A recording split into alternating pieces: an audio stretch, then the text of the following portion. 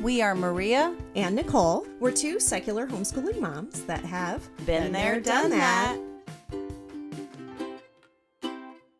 Math can be a subject that invokes fear into the hearts of those who are new to or considering homeschooling.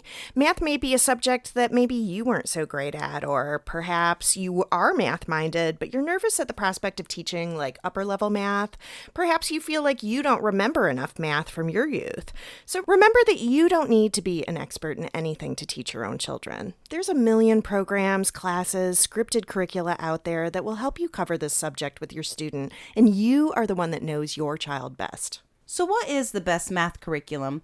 Well, in today's episode, we'll be exploring the process of selecting the right choice for your homeschool, from navigating various teaching styles and philosophies to finding the program that aligns with your child's learning needs and your family's budget. The journey to finding the perfect fit can be exciting, but also daunting.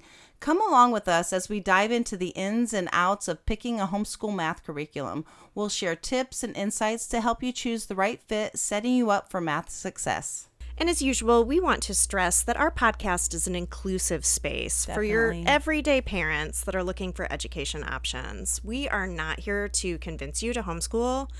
We want to stress that you need to do what works for your child and for your family. Every family's different.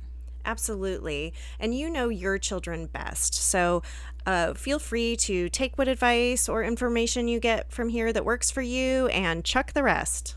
Good morning, Nicole. Good morning, Maria. How are you? I'm doing great. I am so excited. The weather's getting warmer and spring is springing in Texas. The weather's more than getting warmer because it was like 95 degrees yesterday in Texas. But it's supposed to be winter again like tomorrow. I just cannot keep up. Texas weather really does give me whiplash. Oh my God. Did you see like Pete Delkus, the like weather guy, was like, I don't even know what we're doing anymore. Like he put out the thing. He's like, we're just making it up at this point. It was so funny because everybody was like, what is this?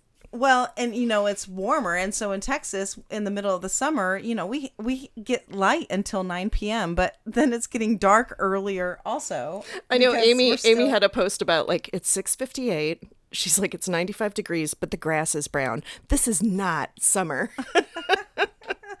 It certainly isn't. So we have been so busy getting ready for college tours. I know. So exciting. I can't believe it's looming. We got a couple of Texas state schools on our radar, and we are going to be doing some tours. We got one in a couple weeks, and we have one next month. That is so exciting. I know. He's got music schools on his radar, and some of these are really hard to get into. So we are trying to hit the ball rolling really early. Yeah. And you said like a lot of them start like September 1st, right? Like, so you like all of a sudden you're like, boom, we got to get on this. I know. The application process starts September 1st of 2024 for entrance in the fall of 2025. So we have whole year of process of auditions and all of that. So oh my gosh, no pressure, right? What about you guys? Well, we've got an extra year because Jillian is a year younger, but she went on a college tour this weekend with John to his alma mater, which is Clemson. Oh, wow. Oh, yeah. He's a big Clemson fan. He is. And so he and his best friends still are there. And so he went to stay with them and wanted to show her the school. And I guess he told everybody this is his like last chance to get a kid to go there. Oh, that's funny. So now, so they had a great time. It's a beautiful part of the country. It's a beautiful campus and they had fun. But now I'm like, oh, well, then I've got to take Jillian to my college campus then. You sure do. Yes. Well, so since she's a year behind, are you going to be doing some of the college tours this summer? Yeah, we got to figure out, luckily because she is the third, she's gotten to see both of her siblings. Jack wanted to go to a big school in a small town where Jane wanted to go to a small college in a large city. So she's gotten to see kind of two totally different options, and she's able to then spend time kind of marinating on what she wants. So I think it'll be fun. She's seen a lot of college tours already, but just with them. And then we'll kind of see if there's some new stuff we want to go look at. And then, we basically both need to figure out how we're going to pay for this. Well, after two already. Right, exactly. Well, speaking of math, on today's episode, we're going to be answering one of the questions that we get most often, and that is, what is the best math curriculum? And boy, is that a question ever a multifaceted ask. Like, there are so many things that can go into this decision. And if you do a search on any homeschool group, you're going to find a zillion questions a day with a zillion different responses. Oh, absolutely. And selecting the best math curriculum can seem overwhelming, but with careful consideration, you can find the right fit for your child's needs and for your homeschooling style. But keep in mind that there's no perfect homeschool curriculum for any subject, and certainly not a perfect homeschool math curriculum. Sometimes things that are worth doing are not always easy. Right. And just because things may be hard doesn't mean that you're doing something wrong either. Today, we're going to help you choose the best fit for your entire family. And when you start thinking about math for next year or even switching curriculum now, remember that simple consistency is the most valuable thing that you can bring to your homeschool math plan. Right? Like, try not to be a serial curriculum hopper. We all know that guy. Yeah. We've all been that guy. I've been that guy. Yeah, it's easy to do, you know. While ditching things that don't work for you is great, you do want to make sure that you are giving things a real solid go before deciding they don't work for you. And while reviews are important, you've got to take them with a grain of salt. Like, I can't believe how many people I see give a review of a program that I use based on like the first short book in the series. And there's like 27 books in the series. But Right. They'll like read the first one. They're like, no, I would not use this math curriculum. Nobody should. And I'm like, what? Don't judge a book by its cover, right? Mm-hmm. And it's going to be a much better and more effective for you to pick something and do it imperfectly, little by little, day by day, than for you to keep bouncing from math program to math program, searching for the mythical perfect bullet that's going to solve all your mathematical woes. It doesn't exist. No, it doesn't. And, you know, remember that every homeschool child is unique. Just because a friend or a random stranger on the internet loves a certain program does not mean that it's going to be a good fit for you and for your kids. Absolutely. And the best option when possible is to look through a homeschool math curriculum in person. Ask friends if you can borrow their books, or go to a local bookstore or even a homeschool convention if possible, and flip through the pages and chat with their curriculum authors. And whenever possible, always take advantage of free online math trials. Those are the best. There's a lot of those out there. So let's start talking about textbook and online math curriculum. We're going to list a few of the most common, most popular homeschool math curriculums, and this list is certainly not complete. Some of these we've used personally through the years with various children and at various levels, and we're going to have all of these linked in our show notes. Right. And the first one is Math with Confidence, and that goes from K to 6th grade. And then Saxon Math, which is really popular. It's an old standard, and a lot of people that we know have used this. I have not personally. And, you know, Saxon is like what math I used in high school. Definitely like a old-fashioned, like everybody has probably used Saxon at some point. Right. And then we move on to the one that we've used throughout elementary and middle school is Math UC. And that is a faith-based math program. I say that loosely because there's not a lot of mention of faith and Christianity, but it is created by a Christian organization. So that need mention on a secular podcast, obviously. And then there's Mr. D Math, and that's an online live classes and also recorded classes that have always been really helpful for a lot of homeschoolers. And then there's Keys to Math. The next one that we have is Life of Fred. This is a program that I've used with all three of my kids, and it's story-based learning. It's pretty quirky. Very quirky. We've used it to supplement. Yep, and it's not technically secular, so most of these math options that we're listing are secular because we're a secular podcast, but like Maria said with Math UC, same thing. Life of Fred, though, is 27 different books. I would say there's probably a handful of references in there that are mostly benign, like, you know, Sunday school. He's talking about going to Sunday school, but so did not bother me. But it's not for everyone, but it's an interesting math option. Then there's CTC Math. That's an online K through 12 program. It's good for catch up. It's good for keeping up and moving ahead. Singapore Math, that's another like oldie but goodie. It's a solid program. It's workbooks and very colorful options. We used that a little bit when the kids were little. And then there's Right Start Mathematics, and this is a very popular one, especially with a lot of my friends. It's hands-on. It's a lot of games and strategy. It's a really great program. Right. That's where my kids got introduced to an abacus. Is Oh, with yeah. our right start manipulatives. Yeah, a lot of manipulatives in Yeah. that one, which is great for a lot of younger students. Right.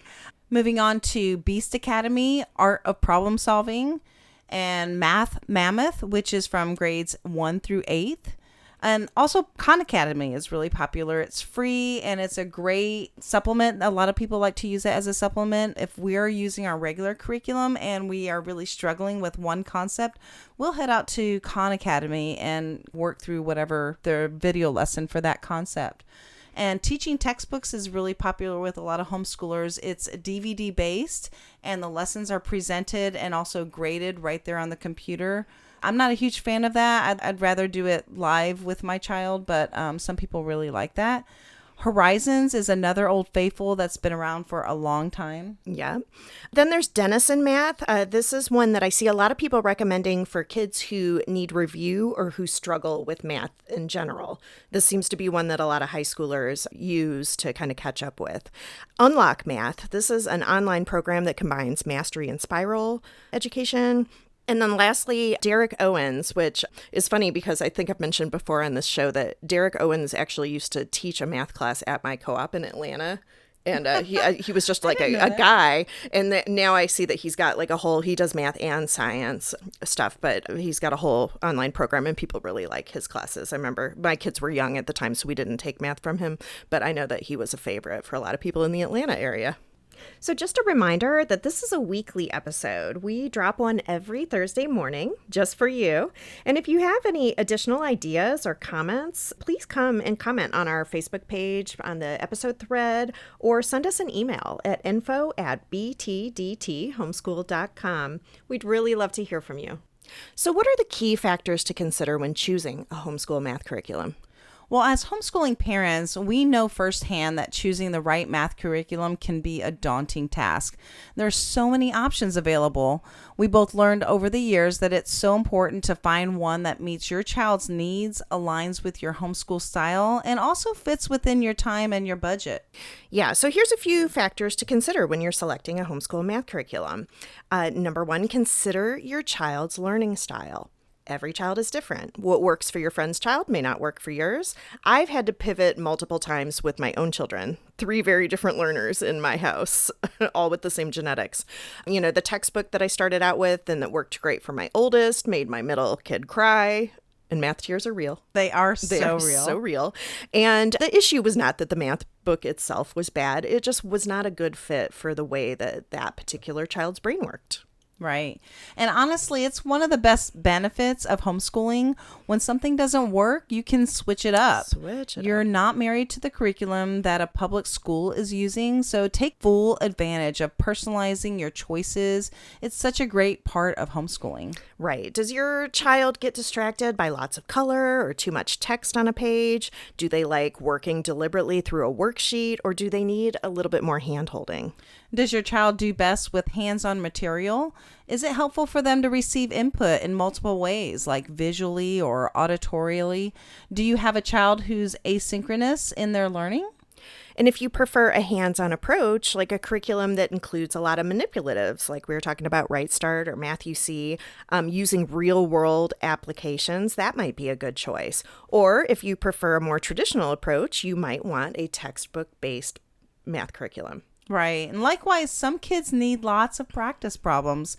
So a workbook-based program might be necessary, where other kids might do better with a program that allows you to move on once you've grasped a concept.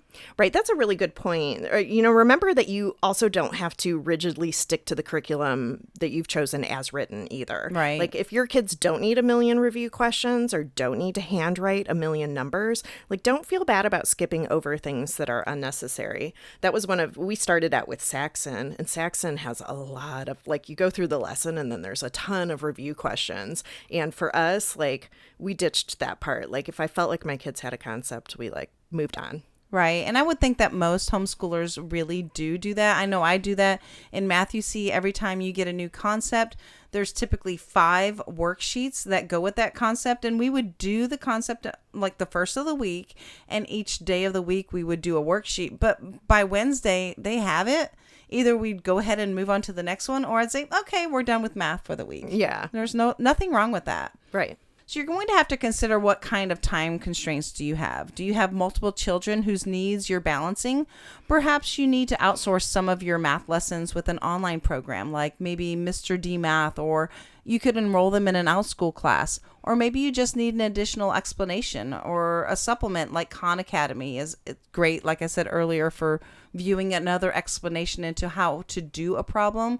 Or Singapore mental math workbooks can be a great way to take a break while learning some new techniques and then returning to a concept that was really tricky for your child. Yeah, I actually really liked we used the Singapore mental math books in the summer. They have a bunch of those workbooks, and they're really great. They're kind of trickster moves to reinforce some concepts. I liked that.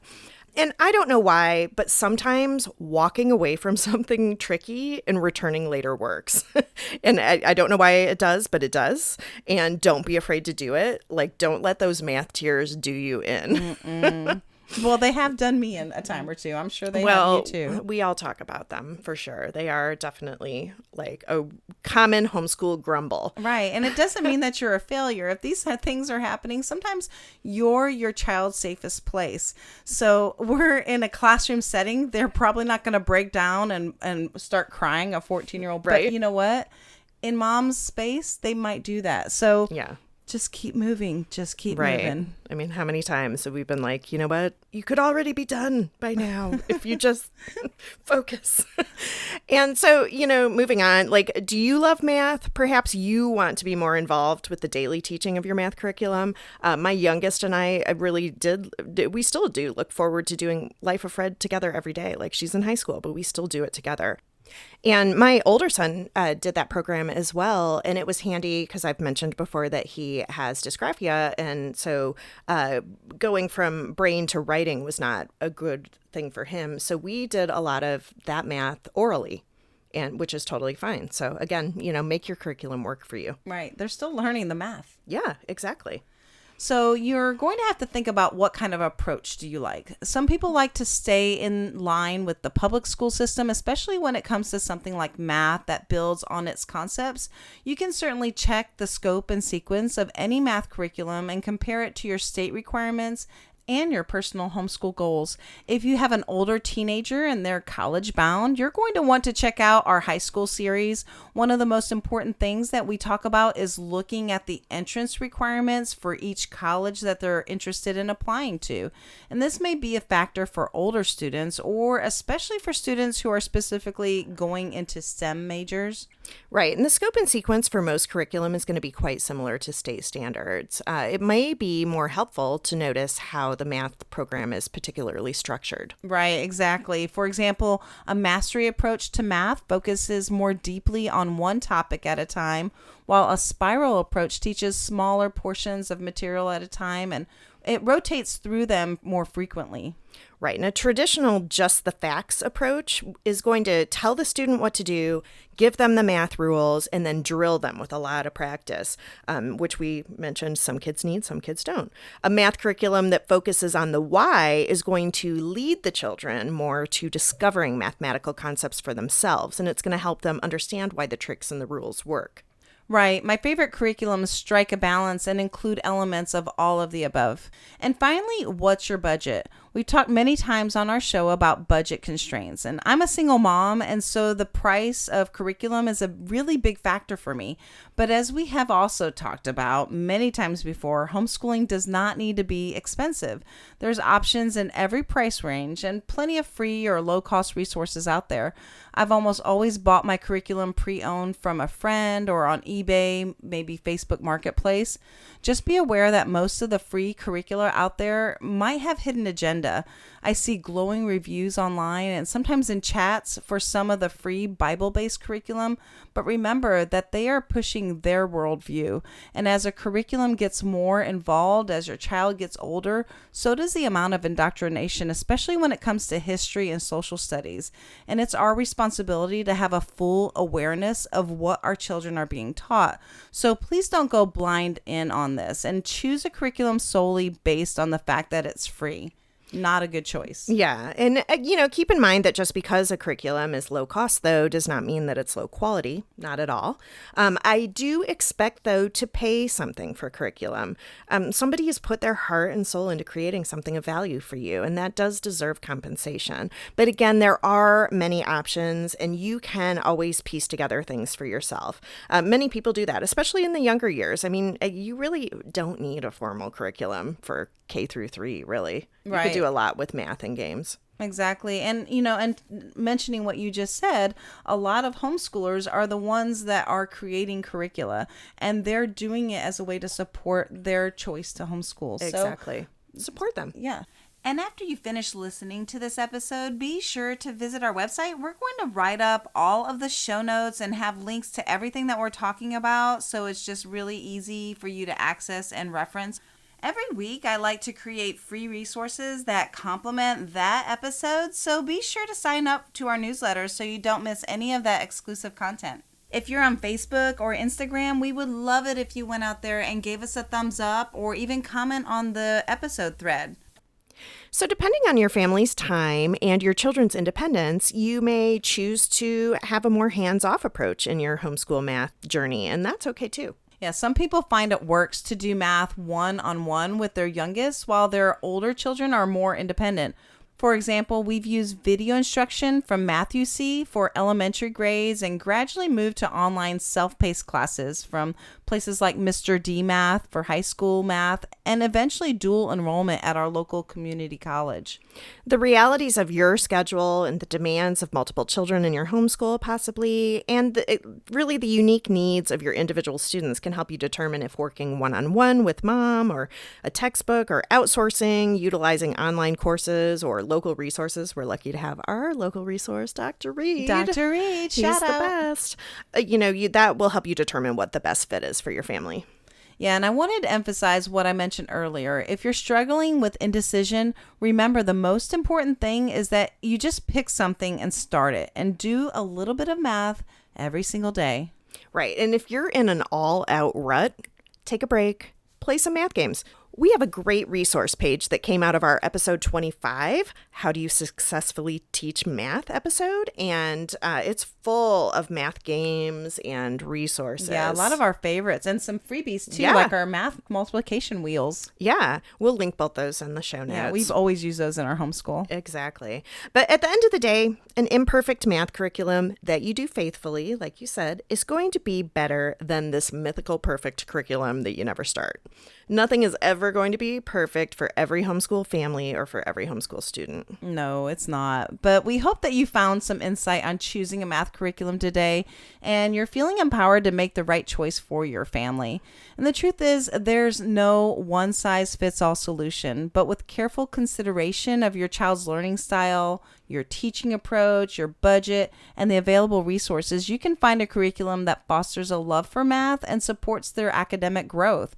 So trust your instincts, stay flexible, and most importantly, enjoy the journey of learning alongside your child. Yep, and so tune in next time. We're going to be talking about work boxes, what they are, and why you should use them in your homeschool. These were all the rage for a while, and I loved them. I love them too. They're so much fun, so I can't wait to talk about them. All right, see you next time. See you next time. Cheers! Be sure to check us out on our website at btdthomeschool.com, as in been there, done that, btdthomeschool.com. You can join our mailing list and get news and updates on future podcasts, and be sure to subscribe on your favorite podcast platform and follow us on social media, Facebook, Instagram, Twitter, TikTok, at the BTDT Been There, Done That Homeschool Podcast.